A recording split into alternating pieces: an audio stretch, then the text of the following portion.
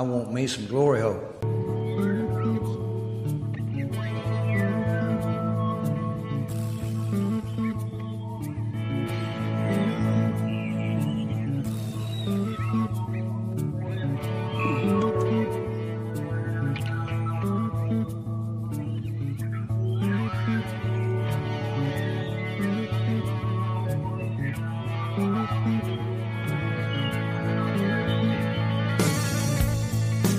Oh, yeah. Hello and welcome to the Football Glory Hole Recap Podcast for Week 6 of your NFL season.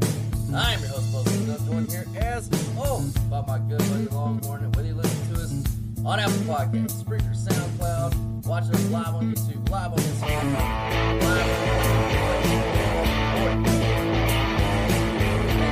every morning. The good, the bad, and the are you fucking kidding me? And now it's time for the good. Oh, that's good. That's good. Well, that's just fucking great. That's just fucking great. The bad. Is this bad?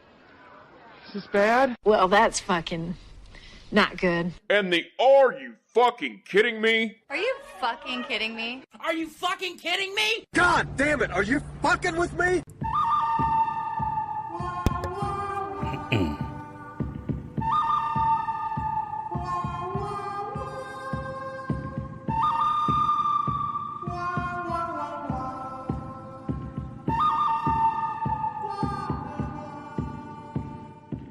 All right, boys and girls, we're going to get into it. And as always, we start off with the good. Well, boys and girls, the good is FGH is fucking rolling 28-13 on the week as a company. There is not another handicapping service out there that's doing this. I can promise you that we are on fucking fire. CK staying red hot, 6-4 in his player prop so far. I'm 4-2 on the week in the NFL so far. In college, I had a nice little Saturday, a little 18-6, including the free pick I gave out on the podcast on my Roadrunners BB minus 11.5. Look, I got a bad number on that one. Closed at 9.5. Along with really the market went against me a lot this week. It didn't end up mattering. They did barely cover 61-13, so we just crossed the line. Oh my 5-3 God. now for your boy. Bo Stevens on free picks in the season. And the best news is, Longhorn, that from right now today, until the Tuesday after Thanksgiving, we do not have another fucking day of the week where there is not football. It is all on, all the way, full go, all the way, as much football as we can fucking eat, all the way to Turkey Day, baby. So we expect some big cards, expect some fucking big weekends. We are fucking rolling. Yeah, you got to be checking in daily to the Patreon page and get those updates and see when a pick might drop. Hourly, because shit moves fast. Or set your settings to get the notifications. So that's the best way to do it. Absolutely. All right, let's move on to inside of the part of the good in the NFL. Oh, it's those New York Jets. Jets. I gave them help plus 7.5 to the clients. Look, I apologize to everybody in England in advance for having to watch this game, but it was even worse than I could have ever imagined. Bo Nix, awful once again. But Longhorn, I don't even have an adjective to describe what Justin's Fields was. He was 9 for 17 for 45 yards for an entire game. His net yards passing. Do you know the stat already? Have you looked at the box score? Oh, I saw it. His Negative. net yards pass for the entire game per pass, negative .04. That's not a real stat line for a serious team. It's beyond poverty. It's beyond bad. It's not really actually comprehensible, to be honest. But because Bo Nix and this Denver offense is so poverty themselves, this actually was a no-sweat cover for me. So, look, Denver is like a service academy to me at this point in college. If they're getting over a touchdown, you just take them. Don't even think about it. If they're laying over a touchdown, you just fade them. Because their defense is amazing. And it's going to hold them in every game. And their quarterback and their offense is fucking trash. And they're going to struggle to ever win with margin. And Bo Nix struggling versus the Jets defense, who Longhorn has chronicled on this podcast of how bad they have been all year. This Broncos team is winning in spite of their shitty quarterback, but they did win, but the Jets did cover. And the trend I gave out on 0-5 teams held good. 11-7 now ATS Longhorns since 2012. I know you watched this one too. I watched your, or you were watching it while you were recording your Sunday parlay. Thoughts on this game other than, look, if you want to kick us out of England forever, I get it. I do get it. Yeah, leave it to Denver, who I've touted and pimped all year long, to actually make the first game for Aaron Glenn on defense look like he has a clue. I mean, this was a baseball score, 13-11. It was disgusting. Justin Fields set the game back at least 50 years throwing the ball. So it's just awful. I don't know. I know that it took a while for Bo Nix and his offense to get going last year. That can only be said so many times before you actually have to go out there and prove that you can be capable of playing real football. This defense has been a sieve for everybody that they've played the entire year. And then you go in there with that offensive line, good weapons, like a great offensive-minded head coach. What is the problem? I mean, it all points to Bo Nix. So, I mean, I know he loves him. He drafted him high. He stuck his neck out, and he's not going to quit on him, obviously. But, like, come on. Like, this has to turn. I mean, they're 4-2. That this just isn't going to continue with putting up 13 points against. I hope they just went over there and partied in England, and this was a mail-it-in type game. I don't have any other thing to think of. But the Justin Fields he can't start another football game. That's over. You cannot start him. Like, he just set, I think, an all-time NFL record. I don't know. Fact check that. 0 net passing yards, negative actually net passing. Like, I've never seen that before ever. And we've been box score nerds since we were probably 12 years old, and I've never seen that. Yeah. So with when this happens, you go to when you're the quarterback, you just go in and you say, I'm changing positions. I'm no longer quarterback. I'm demoting myself. I'm going to be running back, receiver. I'll play defense. I don't care. I am not a quarterback. I'm an embarrassment to the sport, and I can't do it anymore. Sorry, England, that you had to see all that. Yeah, but we did warn you. I did tell you not to go to the game, but whatever. It's an experience for you, I'm sure. You've never been one. All right, Longhorn has possibly a win with half of one of the teaser in the bag.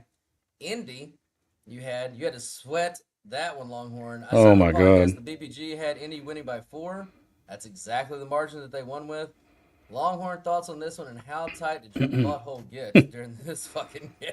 It's pretty bad because I had a lot. I mean, just not just with the Patreon premium pick, but like I had personal teasers rolled in, just a lot. And my thoughts is that hate. How many people you think they had on? I haven't looked it up yet, but there had to be a shit ton of people in Survivor on it. Oh, there was. I was getting texts that if they lose, this is going to knock out a lot of the remaining people left in Survivor. But my thoughts is I hate Kyler Murray even more because like Jacoby Brissett can just come, and this is like his sweet spot. This is kind of what he does no matter where he goes. That's what he does. Comes in off the bench and does spot starts and plays really well. He did as good Jacoby Brissett as you could possibly do, and thank God that somehow and with no running game. They could not run the ball at fucking all. Yeah, no, 3.7 yards a carry, 24 carries. Like, it's just 88 yards for the whole team running. Like, it was literally all him, and basically looks like Zay Jones and Marvin Harrison had 2 catches on 2 targets. So he only targeted his best player 2 times. Well, no, because he got hurt. And that's another thing that pisses me off is like he gets hurt. You got Jacoby Brissett, no running game, and really just Trey McBride, who's a real NFL weapon out there, and you can't put this team away. Like, it was. And Jonathan Taylor going nuts at 5.9 yards a carry. Like, yeah, it was really they had no. Working. There was no pass rush. Like, Indy ended up with 2 sacks, but they just could not get to Jacoby, and he was sliding in the pocket and doing so. Look, tough, hard win for Indy. They're not always pretty. You're not going to beat everybody by double digits and margin in the NFL. So sometimes you got to win ugly. So good job by them. And I hate you, Cardinals. Go away. Just end your franchise. Cut Kyler Murray because he's a little bitch. And of course he bowed out of this fucking game. He is just. He's the worst, man. He's almost worse than Justin Fields, who I just said should switch positions from quarterback. Kyler's worse because he has a fuck ton of talent, and he just is a giant. I can't say giant pussy because he's a midget He's a pussy. small man. Yeah, he's a midget pussy, is what he is. he is a very small pussy. Yeah, I mean. Like I said, it was always going to be a tough matchup for Indy. The BBG graded that way. It wasn't a good game for Daniel Jones. Matchup was he ended up okay, 7.1 yards, so it's about average. The contest that we have, it's my only loss so far, and I got a great number. It was -6.5 because the line's lock. I got him at 6.5 that went off at what if close at 9.5? Yeah, something like that. Yeah, and it's my only loss. So once again, those contest lines, they're just whenever you get great value, they just always cash. They always cash. It's always the best of the CLV. I mean, I don't know how we haven't won every super contest we've ever entered because we always get the CLV. I know. It's fucking How do we not retarded. just win them all? The other thing on this one too that I just took notice of was exactly what you said: the line move and the no noticeable drop off from Kyler to Jacoby. I mean, because all Kyler is, and we've been saying this, all he is a very tiny game manager at this point. Jacoby Brissett is a professional game manager. So you've got a game manager for game manager. There is no drop off because Kyler doesn't use his legs anymore. There's no dynamics to him anymore.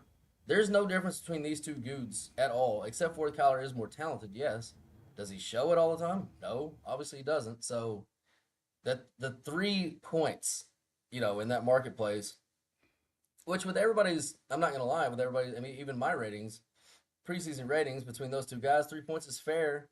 But now we've seen it, and we know that's not fair. So now we can use that to kind of judge going forward. They shouldn't be dropping 3 points because Kyler Murray's not out there. That's just not a thing. Yeah, but we've also seen Jacoby Brissett once he gets exposed for 2 or 3 weeks, it goes real bad real quick. No doubt. And depending on the matchup too, it was going to be a decent matchup for him, and it was. So they could have won the game, they didn't. And the bottom line is though, Indiana Jones is 5-1. So. They've got the division on fucking lock at this point. And I do like just real quick with the DeMarcado for the Cardinals. He had 1 touch for 1 yard. Thank God. Yep. You're not allowed. And on the other side, oh God, what's his name? The kid that he was a healthy scratch. Yeah, healthy scratch. Healthy scratch. Aiden Mitchell. Yeah. This is how you do this. Sorry. I mean, I guess you can't cut him because there's salary cap and there's all kinds of shit involved with that. But you're not playing. You don't get to play. The thing I did text you, which you can't even make this shit up because we've not made fun of, but just called out the real fact that Anthony Richardson is a giant, but yet he gets hurt literally by getting touched or breathed on or whatever. He hurt himself in the pregame by doing warm-ups with a band. Warm up with bands. Yeah. That wasn't the only injury. They also had a cornerback that got concussed in pregame warmups and didn't play. One of their best defensive backs. I don't know. Well, I don't know what you're doing in pre. What are you doing, Indy? I don't know. What are you doing with this pregame? What this is? Well, pregame warmups too intense. It looked like the guy the DB that got hurt. I don't know if they were doing punt shags, and two of their players without any pads on, just regular clothes, ran into each other. He fell down, hit his head, and I guess got concussed. So let's clean it up over there in the pregame, Indy. Yeah, Anthony Richardson gets his eye injured warming up with bands. I forget who the who was it? I think it was one of the running backs. Oh my God! They didn't have a backup. No, I mean you only have I think. Yeah, they let them have 3. I think it was 3, but one of the running backs was now the backup. Jeez. Good God! All right, let's move on to those Miami Dolphins. I gave them out plus 4.5, closed 3.5. They covered all numbers, only losing by 2 to the Chargers. Which, by the way, on the podcast I said the BPG had the Chargers winning by 2. The spot on win, but the margin there. And they did it right at the buzzer, too. Herbs was back to playing good for the first time in a few weeks. I said on the podcast that BBG predicted Tua would struggle, and struggle he did. 6.4 yards per attempt. He threw 3 picks, and somehow Miami was in position to win that game. But then my boy, McConkey the Honky, bust loose on a bomb down the field to set the Chargers up for the game-winning field goal. That was a huge win, Longhorn. This is one of those wins like in a season that you have to have if you want to be a real contending team to stop the negative slot. Every team goes through, we go through negative spots as handicappers. Teams go through negative spots. Every team goes through it. They were on a negative train. It was looking like they're about to drop their third straight into a shitty Miami team. And that one play fucking set them up for the win. Great fucking win for the Chargers there. It doesn't matter how you do it. You just got to fucking win. And they did. Miami on the other side, though. 1-5 Longhorn. Tua is toast. Coach Logic is all but fired. It's time to just set the stadium on fire, go down to the beach and do some South Beach skiing, if you know what I mean. Well, While everybody dances like coked up heathens and just watch it all burn down. But Longhorn, thoughts on this game in San Diego, just getting off the mat. Off the mat and answering the bell. And Herb's finally, in the second half, winning a game. And they absolutely needed this win. Yeah, and they kind of dominated the time possession, and it was just a ballsy play at the end. Shook off a would-be sacker and found the guy down the field wide open. So just one of those plays that we haven't necessarily seen from him in that spot over the years. So that's probably the Harbaugh effect. You get a little confidence, you get some better coaching, better situational awareness, and these things tend to fall in place for the quarterbacks that have good coaches. On the other side, as you mentioned, they're stuck with Tua financially. Maybe they can consider cutting him after the year. They're probably going to have a new head coach, so it's probably going to be a complete reset. But yeah, 1-5. Jets are 0-6. It's time to burn the stadium down. Like, you just had to burn the stadium down. That's 1-11 between the last two teams. Is that bad, though? It's not a... Buffalo has the... I think they got the inside track to the division. Inside track. Although, New England keeps winning. I don't know. New England keeps We'll go winning. over that in a second. We'll go over that in a second. All right, Carolina. I gave them out plus 3.5, close at 3. Did not matter. Covered all numbers with the outright win. Like I said on the podcast, Bryce Young should have a great game for him. And I would say he did. 8 yards per attempt. I don't think he's ever had a game in the NFL where he had 8 yards per attempt. 3 touchdowns. That usually takes him a month to fucking score 3 touchdowns. Did it in one game. Longhorn, maybe you can look up his PFF grade for that game. But the bigger story in this one to me was that the Cows literally got manhandled up front on their offense and defensive line. They couldn't run the ball at all. They could not stop Rico Dowdle at all. If you look at Longhorn, the Cowboys, the last 6 quarters of football, so the second half versus the Jets, in this whole game, they have allowed 6.1 yards per carry in the fucking NFL.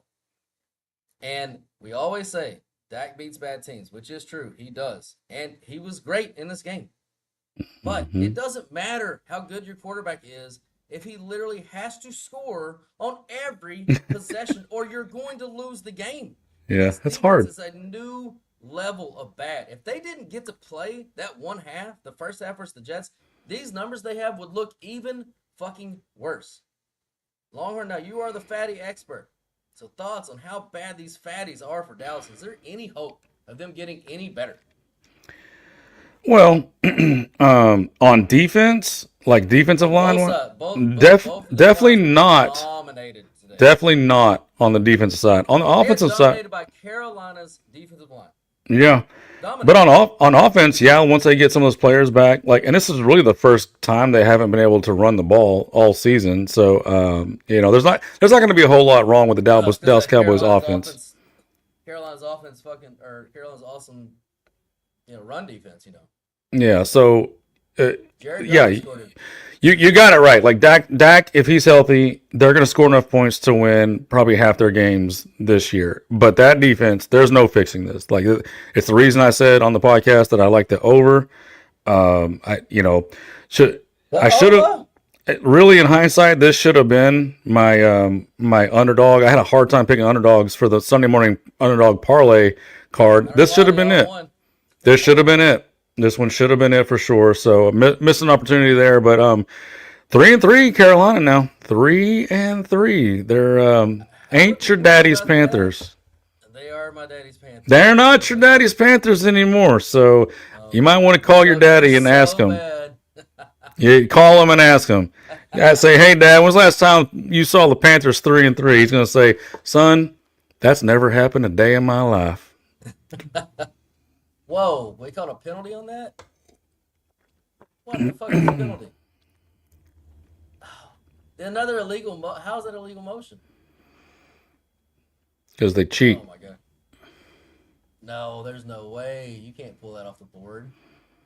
These fucking refs and these goddamn shit. They're not going to let the Chiefs win. Or they're not going to let Detroit win. That is, I don't know what's going on right now. Dan Campbell's about to fucking literally break somebody in half. All right. Let's move on to the Seattle Seahawks. I gave them out +1 to the clients. Longhorn was against me on this one on the Jags. That worked out for him last week, but not this time. Now, full transparency. Trevor did not struggle as badly as the BPG predicted that he would, but he wasn't great by great standards, but he was fine by his standards so far this year. But the handicap really on this one was Sammy D. It was a great matchup for him. The BPG said that, and it was accurate. 295 yards, 10.9 yards per attempt. That is fucking incredible. Again, I don't think he's ever had a game that good in his whole life. I mean, very few people do. 2 tutties, no picks. JSN, Longhorn just continues to absolutely light this league on fire with him back to the quarterback. They can't guard him. The final score doesn't show it, but this was an ass whipping. Seattle should have won by 12. They win by 8. Fair enough. But I did say I didn't expect much out of either running game. And when Jags can't run the ball, this offense is in trouble. And like I know you were on the Jags here, Longhorn, for your Sunday morning parlay. You didn't have a pick out to the clients for them. It was part of your Sunday morning parlay. Yeah. Walk us through what you saw and what happened different than what you expected kind of going in.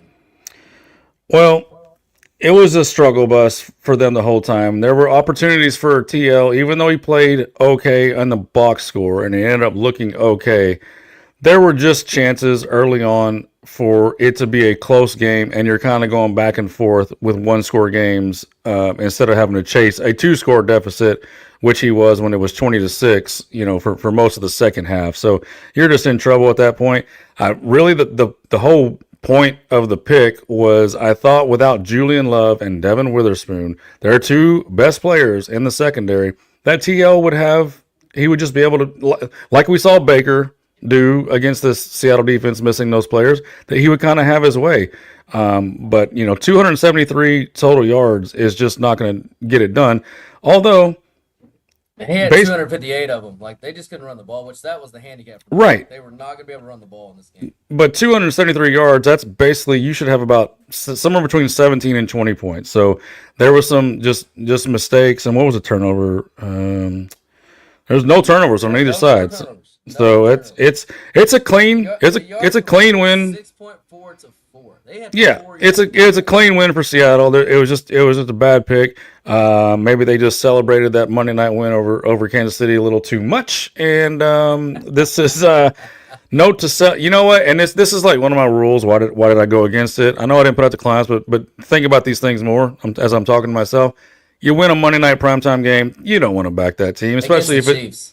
Against the Chiefs, especially if it's a team that, but what sucked me in is, like, I still don't think we've seen the best from this team because their defense actually, you see how good Darnold played, and they only scored 20 points. Like, they have the ability to buckle down when they have to. So I don't know, man. It's they sucked me in. And this was Lawrence's best game of the season. So, the BPG was wrong with that part. Like, he didn't struggle nearly as badly as he was supposed to struggle. So, and I know that but that's probably because, like you said, those 2 guys weren't there.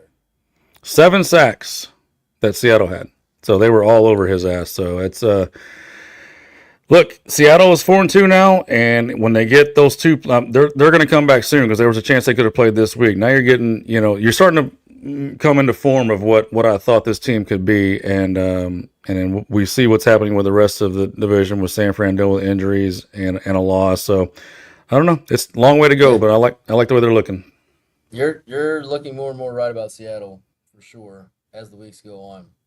All right, speaking of right and Longhorn, he hit his first free pick of the year. He's now 1-5. He had Las Vegas minus the 4. Well, I'm doing a bit, and it's working.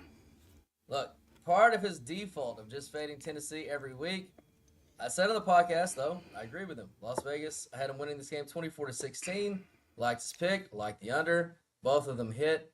And my favorite part of this bit that he's doing is now we have to talk about Tennessee football every week on Damn right. fucking recap, which is fucking great because they are one of the worst things that I've ever seen in professional football, Longhorn. But take us through this fantastic call. Oh my God! Remember, this is the fate of Tennessee. Literally every week, the free picks, you already know them. Every single week when the podcast happens, you already know the best number.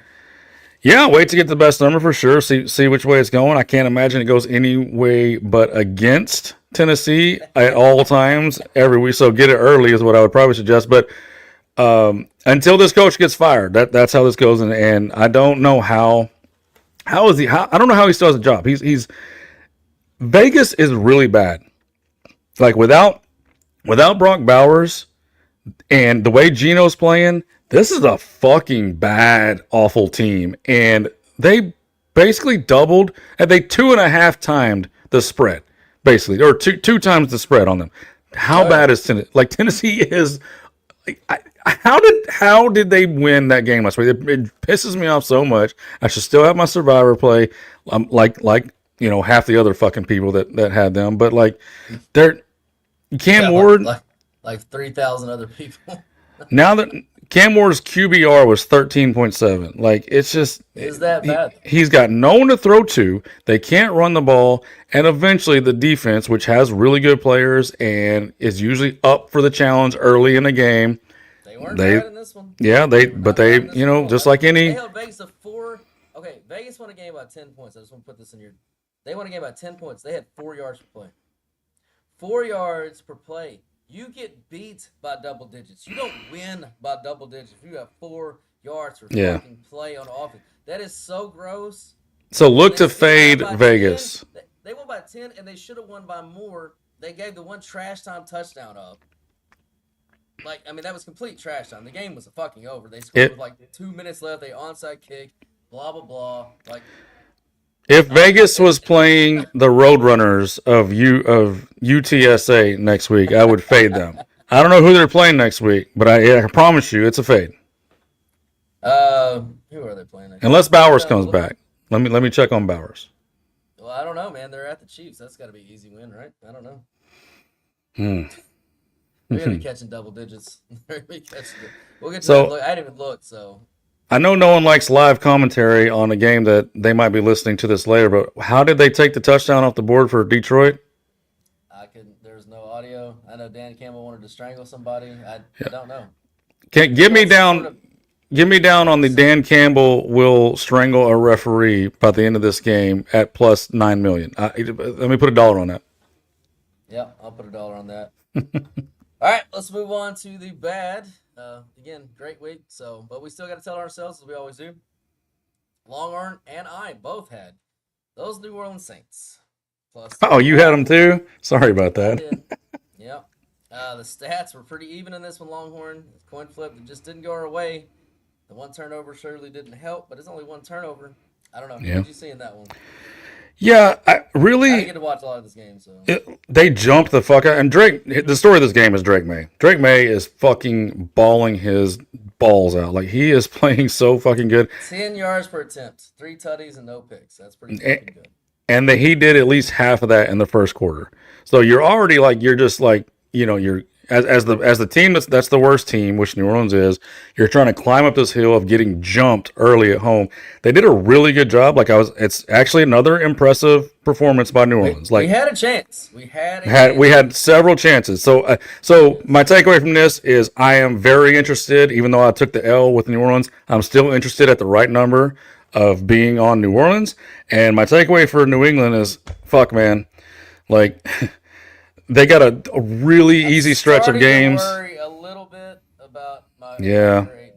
Yeah, and they're starting to get healthy on defense now. Christian Gonzalez is back. One of their defensive tackles came back. Like man, we might be in trouble because I think two more games. One's against I think Tennessee and maybe Cleveland. I don't know the exact. I know it's some of the worst teams in football. Loss. Yeah, so they're going to be probably sitting at 6-2, and we're motherfucked on the under 8.5. So we got to have them lose to one of those shitbirds. We do. We did win the Buffalo game, and that has to come back to us at some point if we have any shot of hitting that under. Yeah, not good. Not good. Kayshon Boutte with 2 touchdowns. Who had that? I didn't know he still played in the league. I'm going to be honest with you. I really didn't. I don't think you've ever heard of him in your life. I think you're just making that up. He played for LSU. Oh my God, I cannot believe you knew that. That's all right. I stand corrected. No, with a name like Booty. That's true. It's we like them when they stick out for sure. I'm more of a Tits guy myself, but if there's ever a player named Tits, I guarantee you I'll have him in every fantasy. Well, he's got a cousin named Kayshon Titty. Does he really? No, definitely not. Oh, goddamn. 4th and 3. Yeah, let's just score a touchdown. All right, Detroit, better buck up, you motherfuckers. All right, let's move on to another bad. Oh, San Fran plus 3.5. Look, I thought this was a spot for Baker and the boys to go down and some of that good luck regression to come back on them. This is just a bad pick. I was dead wrong on this. Tampa Bay dominated this football game. It was easily their best performance as a full team of the season. And sometimes you're just dead wrong as a handicapper. And sometimes, you even win those games, you're dead wrong as a handicapper. You get lucky. That did not happen for me today. Their defense was relentless. They played a tough. I make these notes. I'm watching it. They played a tough. I watch almost every play of this bruising game, which I was not sure, to be honest, what they were capable of doing. But every moment that they needed to step up and make plays, they literally made every one of those plays on both sides of the ball. Now, spread-wise, the fade is coming for Tampa Bay eventually, but it clearly was not today. I'm not saying losing streak, but eventually they're not going to cover some of these spreads. But, dude, I mean that run that Baker made. That's the most Baker fucking thing he's ever done. Like, I mean, just. He runs a 5.140, and somehow he slips off like 4 tackles. I think it helps him. I seriously, I think. It does too. I do too. Because like he's so quirky. Motion, and people are like expecting to hit him at a certain point, and you don't get to hit him at that point. Like, I think it fucks you up. I think you're absolutely right. I think it helped Tebow. Back in the day, he was another fucking 4.9 guy. I think it helped him make runs because people are like expecting to hit him, and he's not there yet. Like, why are you not here? And then you miss him. But that 14-yard run on 3rd and 14, 14.5-yard run on 3rd and 14, and that wasn't the first down. That was not a bullshit call. I don't hear any fucking crying. That was the first down. Who said it wasn't? Oh, there were fucking people at the bar. Oh, yeah. He stretched out and got it for sure. Well, I mean, first of all, don't let a guy that runs a fucking 4.9 go 13.5 yards and even make it close. That's shame on you. They had 2 guys that had him wrapped up in the pocket, and they both slipped off of him. He slipped. I think he rubs Vaseline all over himself. He must do something. Like but then of course in true Baker fashion, he drops a bomb right after that for a touchdown and kind of that catch though, that was the catch because that ball was a tad bit overthrown. Yeah, it was a little over. Not trying to be hypercritical. It was a 50-yard pass. It was a great ball, but it was a tad bit over. But that kid stretched out, fingertip catch, and curled it in. Perfect. Like, great ball. Better catch. Like, I knew I was dead then. Since we're doing player trivia, where'd Tez Johnson come from? Washington. Oregon. Close. I'll give you regional credit. Thank you. Same conference, at least. Yeah. No. Oh yeah, they're both in the Big Ten. That's right. Yeah. Mm-hmm. You do a conference test, I'm failing that motherfucker. I can't keep up with who's. Is LSU in the MAC? I don't know. In all transparency, every year I have to refresh that in my mind too. Because like, where does this fucking team play again? I don't even fucking know. UMass is in the MAC. What is happening? What is happening right now? All right. You got anything else for the bad? It's a great week for us, so not a lot. Well, one thing I wanted to mention is like 3.5 points. the plus 3.5 continues. Just Fucking, it is killing me this year. And historically, and you're the one with the database, but historically, it's not that great.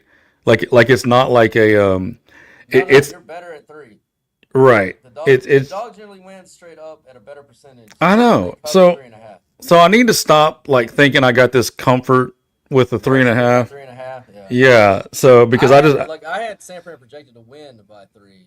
Mm-hmm. I thought they were going to go win that. I just thought it was time for Tampa to lose. So I thought Mac Jones been playing well.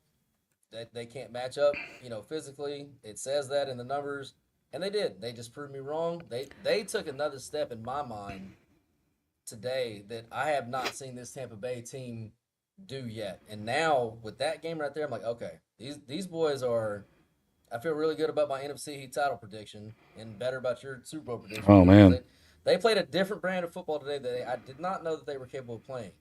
And Fred Warner out for the year, by the way. He broke his ankle or dislocated. What else could go wrong for San Fran? It's unbelievable. It's really I don't think that they can survive.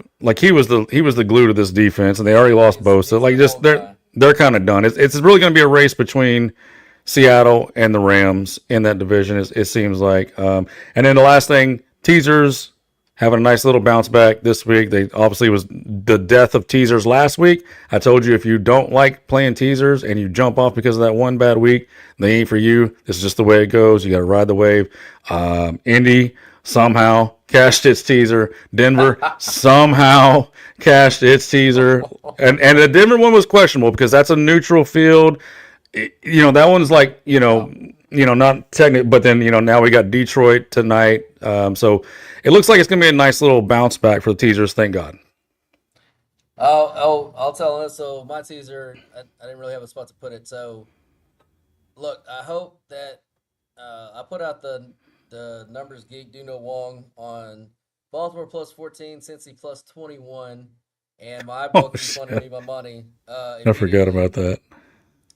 When Baltimore lost by 14, so I got the refund of the push. So, look, I just rated it as a push. I hope that your book pushed them too. If you were dumb enough to follow me on that pick. So just real quick, just a good time to do the reminder that I do every year. Whenever you play teasers, reverse that. So let's say that Bo Cephas was losing his first leg of his teaser on Baltimore, and there was no chance and he knew it during the game. They're losing by 35 points.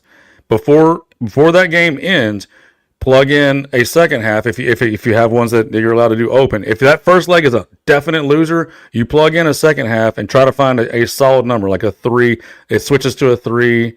It lands on a 4 or a 7. Just one of the common numbers that it land on, because if that first one goes final and you lose that first leg with it open on the second leg, it's a loss. If you plug it in with a second leg and it happens to push, just like you just got, it cancels it's just a push. So just a little teaser 101 there for you. That's good. So I pushed on the one leg. I won on the other one. I'll just mention that real quick. That was my survivor pick was Green Bay. I had them left. That was a no-brainer to plug in. That was most people's survivor pick. I would imagine so at 14. Although I've been getting texts that there's a good chunk of people that got knocked out today, so I don't know what would have done it. People had Green Bay left because Green Bay had a game earlier this year that they were a big time favorite. I can't remember exactly what game it was, but they were a big time favorite on that. But what would have been the game that I'm trying to think of what knocked people out? I mean, surely it wasn't Dallas, Carolina. No one's picking Dallas, so. I mean, if you're gonna pick the Cows, that wouldn't have been my spot, but. Yeah, there was no big upset today. Yeah, there was no big upset. So maybe just people are running out of. It's that point where they're just running out of teams to pick, and they had to make some difficult choices. Yeah, well, Green Bay made me sweat that more than they should, but Cincinnati clearly covered the 21. They actually covered the 14 outright. So if you had Cincy plus the 14 or 14.5, I think is what they closed at. Good win for you there. Never a bad idea to bet a fucking NFL team catching over 2 touchdowns. Yeah, and stupid me on one of the contests that I have where I got to pick every game. I fucking laid the points with Green Bay, just like I talked about on the podcast. I thought they were going to just get the statue of Joe Flacco, and they had 1 sack. One fucking sack with a statue at quarterback and that shitty offensive line for Cincinnati. So it just So that's a great point and something interesting that we both need to think about going forward with Cincinnati. Yes, he's a statue. Yes, that offensive line sucks. But you have the best wide receiver duo in the league. and he gets rid of the ball fast. And he gets rid of the ball fast, and he knows they're going to win, and he knows exactly where they're going to be. He can trust both of those guys. That's not a small thing, I don't think, in my opinion. I think, there's going to be games where he takes his lumps, no doubt. So if you get him against a great pass rush and maybe He played really good. Good Lord. 68 QBR. Jesus. I mean, you have fucking Jamar Chase and fucking, you shouldn't be bad. Yeah, but why does Green Bay need 17 fourth quarter points to run away from yards per attempt? They needed 17 fourth quarter points to run away from this Cincinnati. What's Because Green Bay? Stop scoring. You're suspect, Green Bay. You're suspect. Yeah, the only thing that I liked about that was, and I don't think that teams really hold. It's not like college where they hold half their playbook back or whatever versus fucking directional school university. But when Green Bay needed it, they did call some of their best plays, and Jordan Love did play his best football in the moment when it was absolutely needed. That game was a dud for a long time. Then all of a sudden, it got crazy, as the NFL tends to do. So, All right, let's move on to the Are You Fucking Kidding Me? Yes, I had a great Saturday. Yes, I'm very thankful. However, Arizona +2 or 2.5, wherever you got them at. This one's a two-parter, Longhorn, because they were up by 10 points in the fourth quarter and had to end up going to overtime. So shame on them, first of all, for fucking that off. But then, in overtime, my God, the fuckery by the refs was so fucking blatant. And I'm not a guy that complains about the refs a lot because shit happens on both sides. You're not? But, well, I mean, not really.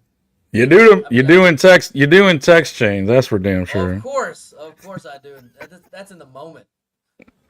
Touchdown, Detroit. All right, let's go. But okay, we get to overtime. Arizona gets the ball first. They lose the toss, get the ball first. Drive right down, touchdown. Phantom, and I swear to God, it was a phantom holding call. Took the touchdown off the board. They have to kick the field goal. But then they stop BYU 3-3. So we're going to second overtime. Fine. BYU gets the ball first, second overtime.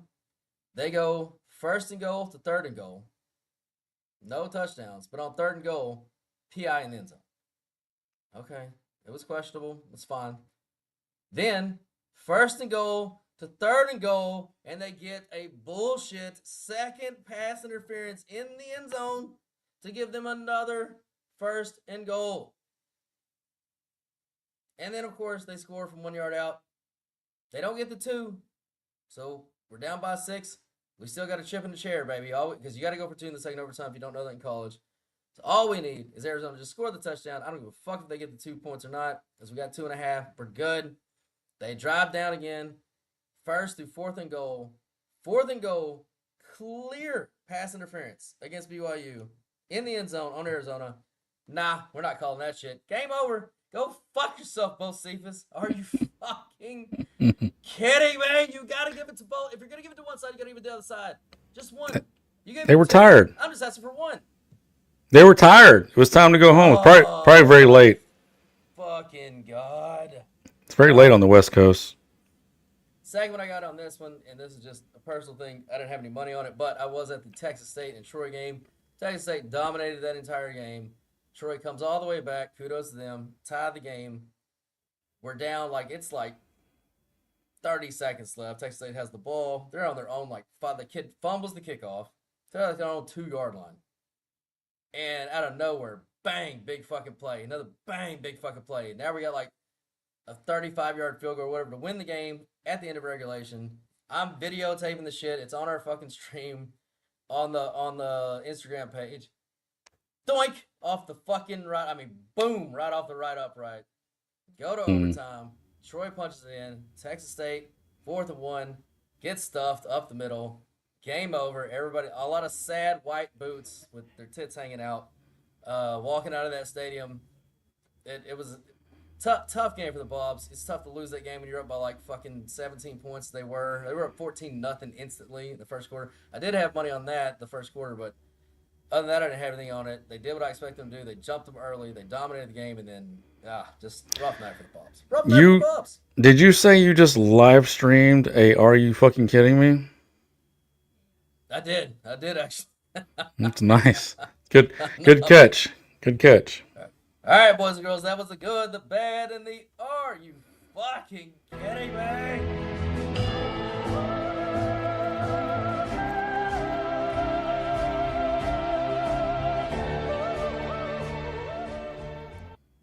Speaking of Are You Fucking Kidding Me, real quick as we get out of here with our look-aheads.